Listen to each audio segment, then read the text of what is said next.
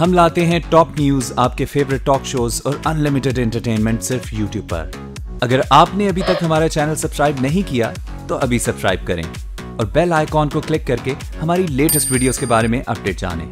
Subscribe कीजिए और हम आपको लिए चलेंगे आपकी फेवरेट वीडियो की तरफ।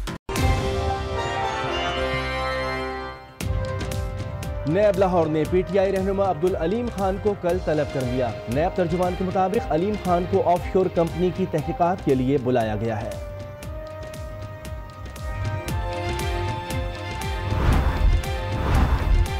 फवाद चौधरी के इल्जामात पर साद रफीक का जवाब, 5 अरब रुपए हर्जाने का कानूनी नोटिस भिजवा दिया।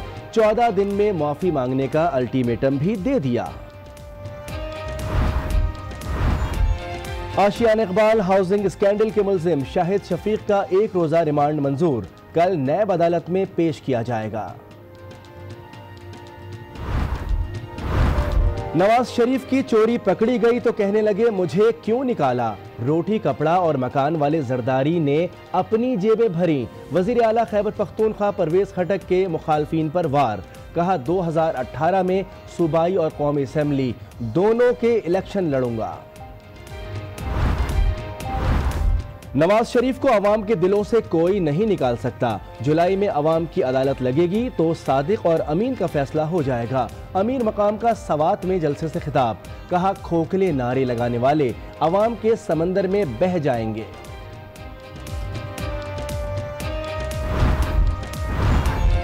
कराची वालों, एमक्यूएम को निकालने तक हालात ठीक नहीं होंगे। मुस्तफा कमाल का धुआंधार खिताब, कहा पाक सरजमीन पार्टी के सिवा कोई ऑप्शन नहीं। कराची चलेगा तो पाकिस्तान चलेगा।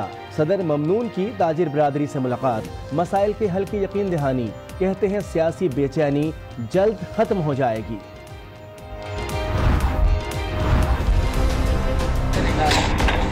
मेरी किसी भी वीडियो में मुझे दिखा दें कि जहां पे मैंने किसी गवर्नमेंट इदारे, पुलिस, रेंजर या किसी को भी XYZ चैलेंज किया हो। ये है अदनान पाशा। गलती है, मानता हूँ, एडमिट करता हूँ। कराची में शार फैसल पर फायरिंग का मामला, अदनान पाशा के खिलाफ सरकार की मुद्दयत में मुकदमा दर्ज। मुल्जिम की वजाहतें, वीडियो बयान जारी कर दिया।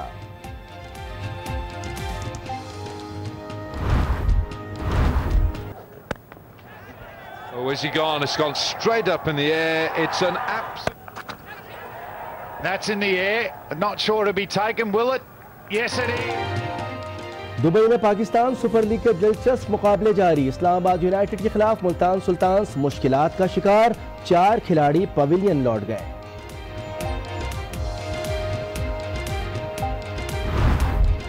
है और एक फोकस किया हुआ है सेनेट के इलेक्शंस के हवाले से। सियासी जोड़ तोड़ भी बड़ी कही जा रही है कि इस वक्त उरूज पर है और जाहिर है कि हर बदलते दिन, हर बदलते लम्हे जो सूरत हाल बन रही है इस वक्त सेनेट के इलेक्शंस के हवाले से बड़ा फोकस होगा, क्योंकि आगे चल के जनरल इलेक्शंस भी हैं। आज से हम एक सीरीज शुरू कर रहे हैं अपने प्रोग्राम्स की, जिसमें हम सेनेट की मुख्तलिफ कमिटीज़ के हवाले से बात करेंगे, उनकी परफॉर्मेंस के हवाले से बात करेंगे। जाहिर है कि आप जानते हैं कि पाकिस्तान में पार्लिमानी तर्ज हुकूमत है। जब पार्लिमानी निज़ाम की हम बात करते हैं तो दोनों हाउसेस की हम बात करते हैं लेजिस्लेटिव बॉडी में, जिसमें आपका ऐवान ज़ेरी और ऐवान बाला है। ऐवान ज़ेरी यानी कौमी असेंबली और ऐवान बाला जिसे हम सेनेट कहते हैं। इसीलिए जब कहा जाता है कि पार्लियामेंट के मुश्तरका इजलास से खिताब किया किसी ने भी, तो इसका मतलब होता है कि कौमी असेंबली और कौमी असेंबली के साथ साथ सेनेट से भी मुश्तरका इजलास होता है। तो सेनेट के इलेक्शन 3 मार्च को होने जा रहे हैं। इस वक्त जो कंपोजिशन है 104 सेनेट के मेंबर्स हैं होते हैं हमेशा, जिसमें से 104 में से जो सूबों की पार्टिसिपेशन होती है, अनलाइक कौमी असेंबली, क्योंकि कौमी असेंबली में तमाम सूबों को उनकी पार्टिसिपेशन, उनकी आबादी के तनासुब के हिसाब से उनकी पार्टिसिपेशन जो है वो दी जाती है। इसी तरीके से जैसे हम देखते हैं कि जो सिंध में 371 जो है इनकी नशिस्तें हैं, 168 पंजाब में 371 हैं, सिंध में 168, KPK में 119 और 63 जो है बलूचिस्तान में की जो है कौमी असेंबली में नशिस्तें हैं। तो ये कौमी असेंबली के लिहाज से। लेकिन जब हम पार्लियामेंट इसमें आ जाते हैं सेनेट में, तो सेनेट में हर सूबे की इक्वल रिप्रेजेंटेशन होती है। 23 सीट्स जो हैं वो हर सूबे को दी जाती हैं और उन 23 सीट्स में 14 जो है वो जनरल सीट्स होती हैं, 4 सीट्स जो होती हैं वो जो मखसूस होती हैं ख़वातीन के लिए, 4 जो होती हैं वो उल्मा और टेक्नोक्रेट्स के हवाले से, और एक सीट जो है वो नॉन मुस्लिम्स की होती है। इस तरह एक कॉम्बिनेशन होता है 23 सीट्स का हर उसके हवाले से। तो आज जब हम बात करने जा रहे हैं 2018 के इलेक्शन के हवाले से, तो सेनेट 2018 के इलेक्शन में 50% जो हमारे सेनेटर्स होंगे वो रिटायर हो जाएंगे, यानी 104 में से 52 सेनेटर्स जो हैं वो रिटायर होने जा रहे हैं। इस तरह से पंजाब असेंबली में हम देख रहे हैं कि कुल 371 जो इनके मेंबर्स हैं, 371 मेंबर्स जो हैं 12 सेनेटर्स को मुंतखब करेंगे। और पंजाब के बाद यही सूरत हाल जो है वो सिंध में 168 जो इनके मेंबर्स हैं वो 12 सेनेटर्स को मुंतखब करेंगे। अगेन आगे बढ़ते हैं KPK खैबर पख्तूनख्वा, जहां पे 119 इनके मेंबर्स हैं और 119 जो है इंतखाब करेंगे 11 सेनेटर्स का, जबकि मजीद KPK के बाद बलूचिस्तान और बलूचिस्तान असेंबली में भी 11 मेंबर्स का इंतखाब किया जाएगा, 63 उनके मेंबरान करेंगे। तो इस तरह से मजीद सेनेट के हवाले से अगर हम देखें तो इसमें जो कॉम्बिनेशन होता है, रिजर्व सीट्स जो होती हैं खवातीन के लिए वो 4 होती हैं, लेकिन ज़ाहिर है कि 50% होगा तो हर सूबा 2-2 जो है वो खवातीन को इलेक्ट करेगा, और आधी असेंबली जो है 50% ऑफ द रेलेवेंट असेंबली इनका इंतखाब करेगी। इसी तरह मजीद आगे बढ़ते हैं और वुमेन सीट्स के बाद जो हमारे उल्मा और टेक्नोक्रेट्स के हैं इनकी 2-2 सीट्स होंगी, और इसमें भी हम देख रहे हैं कि इनकी जो पार्टिसिपेशन होगी, इनकी अप्रूवल वो 50% जो असेंबली मेंबर्स हैं इनका इंतखाब करेंगे। मजीद उल्मा और टेक्नोक्रेट्स की सीट्स के बाद माइनॉरिटीज़ हैं, माइनॉरिटीज़ की सीट्स जो हैं वो हर सूबे से एक होती हैं, और इसमें सादा अक्सरियत जो है उस असेंबली की वो उनको इलेक्ट करती है। ट्राइबल एरिया फाटा, फेडरली एडमिनिस्ट्रेटेड ट्राइबल एरिया जो है, इनके 8 मेंबरान जो है इलेक्ट होते हैं, और इन 8 मेंबरान को उस रीजन से, वैसे तो 8 होते हैं 100% में, लेकिन जाहिर है कि यहाँ पे 4 होंगे, और 4 जो है इनका इंतखाब उस पर्टिकुलर रीजन के इलेक्टेड 11 मेंबरान करेंगे। इस तरह मजमूई तौर पर सेनेट को एक हम पीछे से जायजा लें, 1973 के आइन के बाद से जो हमारी सेनेट की कंपोजिशन रही, 1973 के बाद जो सेनेट में टोटल मेंबर्स, कुल मेंबर्स 45 थे, जो लेटर ऑन आगे चल के बढ़े 1977 में इनकी तादाद 63, और फिर जिया एरा में 1985 में यह तादाद 87 हो गई। आगे बढ़ते हैं मुशर्रफ एरा, परवेज मुशर्रफ, जिन्होंने LFO, बड़ा उस जमाने में बात की जा रही थी, लीगल फ्रेमवर्क ऑर्डर जो है उसके तहत इसकी तादाद को 100 कर दिया, 100 जो है वो सेनेटर्स की तादाद हो गई। और उसके बाद 2011 में जनाब आसिफ अली जरदारी साहब ने हर सूबे से एक जो है नॉन मुस्लिम को लेके, अकलियत के एक मेंबर को लेके, इस तरह मजमूई तादाद जो है 104 हो गई सेनेट की। तो इस तरह पर प्रोविंस जो है वो 23, जो कि इससे पहले भी मैंने बताया, इस 23 के कॉम्बिनेशन में 14 जो है वो जनरल सीट्स होती हैं, 4 सीट्स रिजर्व फॉर वुमेन, इस तरीके से 4 मजीद आ जाती हैं आपके उल्मा और टेक्नोक्रेट्स के, या मजीद आगे एक सीट जो है वो आ जाती है नॉन मुस्लिम्स की। तो ये एक तादाद थी। साथ ही साथ नेशनल असेंबली जो है वो भी इलेक्ट करती है, 2 जनरल सीट्स जो है वो इलेक्ट करती है, एक रिजर्व फॉर वुमेन करती है, एक टेक्नोक्रेट करती है, जबकि यहाँ पे इसकी डोमेन में जो नॉन मुस्लिम है वो नहीं आते। तो ये था मजमूई तौर पे सेनेट की कंपोजिशन के हवाले से। अब सेनेट की कंपोजिशन के बाद मुख्तलिफ जो कमिटीज़ हैं उनकी परफॉर्मेंस का भी हम जायज़ा लेंगे, और आज के प्रोग्राम में हम बात करेंगे सेनेट की standing committee on Kashmir issue. तो standing committee on Kashmir issue, इसके हवाले से मैं आपको बताता चलूं कि आज के इस प्रोग्राम में अगली पूरी सीरीज में इस्लामाबाद से हमें ज्वाइन करेंगे शौकत पराचा। शौकत पराचा अपने गेस्ट को भी अपने साथ पैनल पे लेंगे। सेनेट की standing committee on Kashmir and Gilgit Baltistan affairs. दूसरी है पार्लिमानी कमेटी बराए कश्मीर इशू। तो पार्लिमानी कमेटी के हवाले से मैं जानना चाहूँगा कि क्या इसका किरदार है मसला कश्मीर के हवाले से। लोगों ने तवक्कात बड़ी वाबस्ता की कि क्या कश्मीर, ये क्या कमेटी है पार्लिमानी कमेटी? अस्सलाम वालेकुम जी, बहुत शुक्रिया प्रोग्राम में शामिल के लिए। अर्ज़ यह है कि जितनी भी कायमा कमेटियाँ बनी गई हैं इनके बुनियादी मकासद ये है कि जो भी आलमी तौर पर, मुल्की तौर पर जो इशूज़ हो रहे हैं उन पर बाकायदा एक रिपोर्ट मुरतब करके ऐवान के सामने रखी जाए, और अक़वाम आलम को जो मसाइल हैं उस पर मुत्तफ़क़ा तौर पर कोई इशू भी है, जो चीज़ें उठ रही हैं वो उनको बताया जाए। कायमा कमेटी कायम करने के मकासद यही हैं ताकि जितने मसाइल हैं उस पर दोनों मुकन्ना जो है वो अपनी राय और मंशूर को मुकम्मल तौर पर अक़वाम आलम के सामने पेश कर सके। तो जितनी भी पार्लियामान में कमेटियाँ बनी गई हैं, चाहे वो सेनेट की हो या कौमी की हो, उनके बनाने के मकासद ही यही होते हैं ताकि वो ख़ास तौर पर उन्हीं प्रोग्राम, उन्हीं इशूज़ को सामने रखे जिसके लिए वो बनाई गई है और जिस मकसद के लिए उसको लिया गया है, उसी मकसद के तहत वो उसके ऊपर रिपोर्ट्स तैयार करें। उसी रिपोर्ट्स की बुनियाद पर वो मुख्तलिफ़ मसाइल को आलमी फोन्स पे ले जाएं और अपनी आवाम के साथ दुनिया को भी बताएं कि क्या हो रहा है और क्या नहीं हो रहा है। ठीक है, मकसद तो बड़ा वाज़ेह है, लेकिन जो हो रहा है वो कहीं नजर नहीं आ रहा। इसी मामले को इस वक्त लेके चलते हैं इस्लामाबाद, जहां शौकत पराचा हमारे साथ मौजूद है अपने गेस्ट पैनल के साथ। शौकत, आपकी तरफ इस वक्त मैं लेकर आता हूं, लेकिन यह भी जरूर पूछिएगा सबसे पहले कि इस वक्त यासीन मलिक साहब जो है उनकी तबीयत कैसी है? बड़ी तशवीश है उनकी तबीयत के हवाले से पाई जा रही है। इस वक्त आपके साथ मिशाल मौजूद हैं। जी शौकत। जी बहुत शुक्रिया। कायमा कमेटी के हवाले से बात हो रही थी, तो पार्लियामान की तो एक स्पेशल कमेटी है और उसका मकसद ही मसला कश्मीर के हवाले से नाज़रीन दुनिया को अवेयर करना है। वहाँ मकबूजा कश्मीर में जिस तरह से इंसानी हकूक़ की खिलाफ वर्जियाँ की जा रही हैं और जब से मोदी गवर्नमेंट आई है ये सिलसिला बहुत बड़ा है, बहुत आगे बढ़ गया है। पहले गन यानी छरे वाली बंदूक के ज़रिए लोगों को नाबीना किया जा रहा है और फिर लाइन ऑफ कंट्रोल के अक्रॉस फायरिंग्स के वाक़यात, इश्तिआल अंगेजियाँ, पिछले साल 1900 बार से ज़्यादा फायरिंग की गई, यहाँ पर निहत्ते शहरियों पर फायरिंग की गई और इस साल में भी 200 के करीब, अभी 2 महीने भी नहीं हुए। डॉक्टर मिशाल मलिक साहिबा आप तशरीफ़ रखती हैं, बहुत शुक्रिया आपने वक्त दिया और एक ऐसे अहम मौजू पर आपकी फ़ीडबैक बहुत ज़रूरी थी।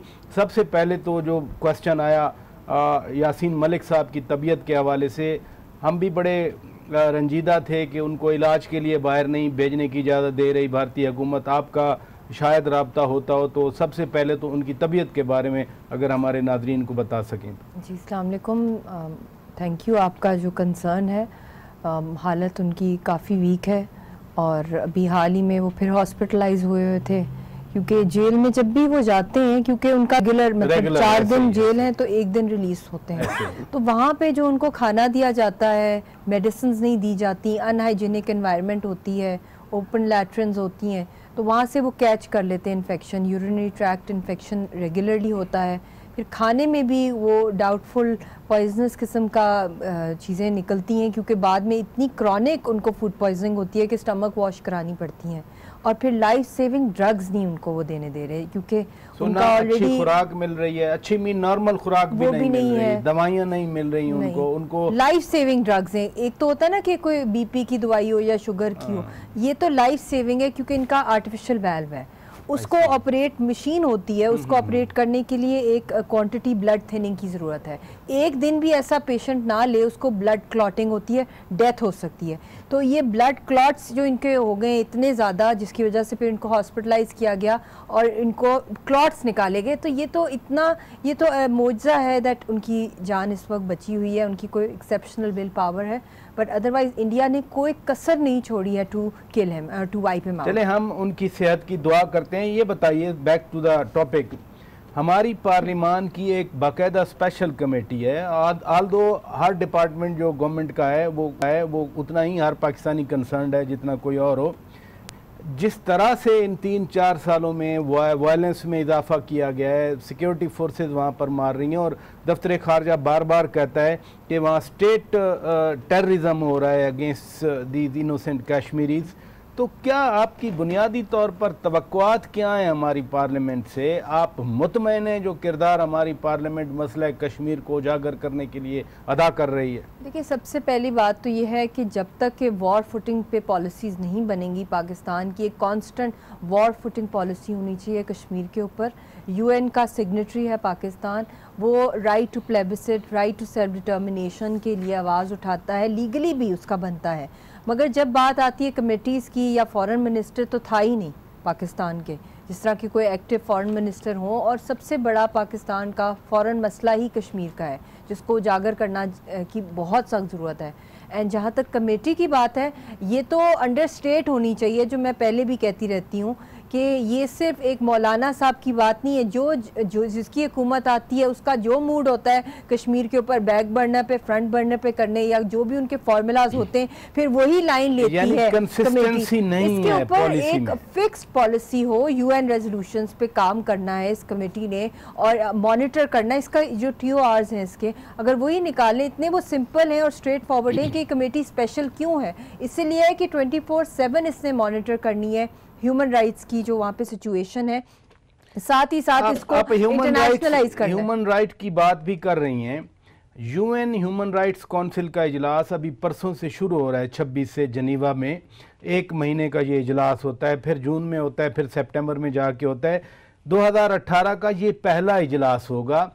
क्या समझती हैं कि वहाँ किस तरह की आवाज़ उठाई जाए? पाकिस्तान तो अगले 2-3 साल के लिए इलेक्ट भी हो चुका है, 47 मेंबर बॉडी है ये उसका। क्या आप समझती हैं इस हवाले से? कि मेरा तो यही है कि एक तो ये इजलास वगैरह तो होते रहते हैं, मगर जब तक कि पाकिस्तान इसको उस एग्रेसिवनेस से एडवोकेट नहीं करेगा और वहाँ पे प्रॉपर डेलीगेशंस नहीं भेजेगा जो कि कश्मीरी हों या जो कि एक्सपर्ट्स हों और किसी भी फील्ड में से हों, चाहे वो जर्नलिस्ट हों, चाहे वो राइटर्स हों, चाहे वो कोई क्या नाम है जो स्टेक होल्डर्स हों, डिवाइडेड फैमिलीज हों ऑक्यूपाइड कश्मीर की, या पॉलिटिशियंस हों, but people who are committed with the cause and who have full command. क्योंकि जब आप जा रहे हैं, आपने इतना ज़्यादा शहीदों का खून है जो जिसकी आपने आवाज़ बनना है, तो ये एक बहुत बड़ी एक सेक्रेड किस्म की ये आवाज़ उठानी है। और इसके लिए जब तक कि आप फुली कमिटेड नहीं होंगे और ठीक है, तो ये कमिटमेंट जो इस वक्त मिसाल जो आप इस वक्त बात कर रही हैं, इसी को मैं यहाँ पे रखता हूँ कादिर खान साहब के पास। कादिर खान साहब, इसकी स्पेसिफिक कमेटी, हमेशा ये कहा जाता है कि मौलाना फजलुर रहमान साहब जो हैं इस कमेटी को लेके क्या मतलब सीरियस नहीं है। बहुत से ऐसे मौके आए कि जहां पे स्पेशली आजकल की जब बात की जा रही है, आए दिन भारत जो है वो LOC के ऊपर जो है इस वक्त जारी है, लेकिन हम कह रहे हैं कि कश्मीर कमेटी इज नोवेयर, उनकी तरफ से कोई स्टेटमेंट नहीं है। कादिर साहब, ये किस तरह की परफॉर्मेंस है कश्मीर कमेटी की? देखिए, इस सिलसिले में मौलाना फजलुर रहमान के हवाले से बहुत ही अफसोस पॉलिसी देखने में यह आई है कि कश्मीर के मामले में उन्होंने कोई अहम किरदार अदा नहीं किया। ज़्यादातर तवक्कुआत यही वाबस्ता थी कि मौलाना फजलुर रहमान अपनी पार्टी के प्लेटफॉर्म से और अपनी शख्सियत के हवाले से इस मसले को सही तरीके से उजागर कर सकेंगे। जब भी उनसे इस चीज़ के बारे में दरियाफ़्त किया जाता है तो वो एक ही बात कहते हैं कि जी मेरे पास इख्तियारात नहीं है। अब न जाने वो किस किस्म के इख्तियारात चाहना चाह रहे हैं कि सालों साल गुजर जाते हैं और सवाए 1-2 इजलास करने के अलावा उनको कुछ जो है समझ में नहीं आता कि और क्या किया जाए, और किसी प्लेटफॉर्म पे उनकी आवाज़ नहीं है, कोई अपने सियासी प्लेटफॉर्म पे कोई आवाज़ नहीं है। किसी भी तरीके से उन्होंने मसला कश्मीर को उजागर करने के लिए चेयरमैनशिप जो अपने पास रखी हुई है, करोड़ों रुपए के जो फंड्स उनके बारे में कहे जाते दिए जा रहे हैं, कुछ मालूमात नहीं है कि आप क्या कर रहे हैं उससे, वो क्या नहीं कर रहे हैं। तो कश्मीर जिस तरह से हमारे लिए एक शेरक की हैसियत रखता है, उसको जिस तरीके से हमारे हुक्मरान, हमारे सियासी जमातों ने अपने मफादात के लिए इस्तेमाल कर रहे हैं, वो कश्मीर का उसको नुकसान पहुंचा रहा है। ठीक, इसी नुक्ते को रखते जरा शौकत, बात की जा रही है क्या इख्तियार नहीं है, ये बाइख्तियार नहीं है। सबसे ज़्यादा बात की जाती है कि जितने ज़्यादा इख्तियारात और वसाइल इस कश्मीर कमेटी के पास हैं, पार्लियामेंट की जो कश्मीर कमेटी है, और शायद किसी और के पास नहीं है। तो ये, और कुछ कहने वाले इसको पॉलिटिकल ब्राइब भी कहते हैं इस पर्टिकुलर कश्मीर कमेटी के हवाले से। आपकी क्या असेसमेंट है? देखिए, कश्मीर कमेटी का चेयरमैन 90s में मुझे याद है मरहूम नवाबदादा नसरुल्लाह खान हुआ करते थे, और अब मौलाना फजलुर रहमान है। इतने सीनियर पॉलिटिशियन को इस कमेटी का सरबराह मुकर्रर करने का मकसद यही होता है कि बहुत सीनियर पॉलिटिशियन हों, उनकी आवाज़ सुनी जाए। उनका एक सीनियर पॉलिटिशियन के होते हुए एक सियासी वज़न होता है, एक मर्तबा होता है। लेकिन जो डॉक्टर मशाल मलिक साहिबा कह रही थी कि यहाँ तो फॉरेन मिनिस्टर ही नहीं था 3-4 साल में, फिर कश्मीर पॉलिसी को कैसे आगे बढ़ाया जाता। यहाँ तो अगर मेरी राय पूछें तो पॉलिसी का पता ही नहीं था कि पॉलिसी है क्या। जनरल मुशर्रफ के दौर से लेकर आज तक पॉलिसी, जिस तरह डॉक्टर साहिबा कह रही हैं कि कंसिस्टेंसी नहीं थी, उसी कंसिस्टेंसी की या उस अदम तसलसल की तो मैं खुद भी बात कर रहा हूँ। बहरहाल डॉक्टर साहिबा की इसी हवाले से राय जान लेते हैं। जब ये कहा जाए, वो उधर खान साहब भी बैठे हैं, वो भी दुरुस्त बात कर रहे हैं कि जो आप फरमा रही हैं उसी को सप्लीमेंट कर रहे हैं कि ज़्यादा सीरियसनेस नहीं है। लेकिन अभी 5 फरवरी गुजरा, इसी महीने में वज़ीर आज़म पाकिस्तान मुज़फ़्फ़राबाद तशरीफ़ ले गए, उन्होंने जॉइंट सेशन को एड्रेस किया। उसके बाद साबिक़ वज़ीर आज़म नवाज़ शरीफ भी उस दिन मुज़फ़्फ़राबाद थे, उन्होंने एक बड़ा जलसा आम से खिताब किया, सपोर्ट दी, मुज़फ़्फ़राबाद में खड़े हो मकबूजा कश्मीर के हमारे बहन भाइयों को उन्होंने पैगाम दिया। तो जितना है, जिस हद तक गवर्नमेंट ऑफ पाकिस्तान कोशिश करती है वो तो सामने आ जाता है, चाहे वो 24 अक्टूबर हो या 5 फरवरी हो, या एक मसलसल जो अवेयरनेस है पाकिस्तान के अवाम के लिए, पाकिस्तान के शहरियों के लिए, पाकिस्तान के पॉलिटिशियन के लिए। मैं नहीं समझता कि पाकिस्तान का कोई शहरी मसला कश्मीर को ओन ना करता हो, कश्मीरियों को ओन ना करता हो। क्या कहेंगी आप? आपने जो पहले बात की है कि जो पिछली कमेटी थी नवाबजादा नसरुल्लाह साहब की, तो उस वक्त आपको याद होगा कि प्राइम मिनिस्टर भी उसके मेंबर होते थे। It was that seriously taken, और जिस तरह वो काम करती थी कमेटी, अब तो कासाब्लांका एक बार हुई थी ओआईसी समिट, वहाँ रेजोल्यूशन कश्मीर के हक में पास हुई थी ओआईसी वाली, बड़ी कामयाबी ये है कि इन्होंने कितने ममालिक को कांटेक्ट किया, इस कमेटी ने कहाँ कहाँ मुस्लिम कंट्रीज, इस्लामिक कंट्रीज के साथ कांटेक्ट किया, या कहाँ कहाँ इंटरनेशनल ऑर्गेनाइजेशंस के साथ इन्होंने अपना लिज़ॉन नेटवर्क स्टार्ट किया, इस कमेटी ने क्या किया। क्योंकि एक तो आप बिल्कुल ठीक बात करें कि हर